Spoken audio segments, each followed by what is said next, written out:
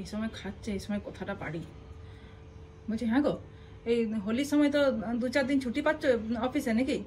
বলছি এই সময় তো আবার ঘুরতে গেলে হতো না? হ্যাঁ গেলেই হয়।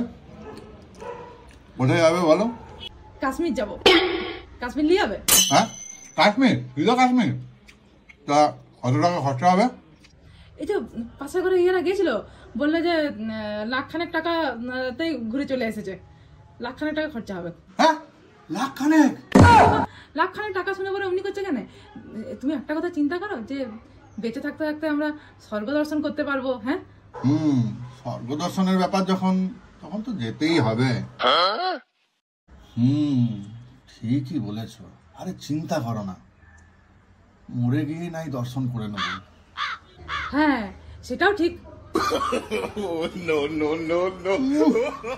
1,00,000 টাকা খরচ করে উনি স্বর্গ দর্শন করবেন, টাকা যেন গাছে ফলে। তো সব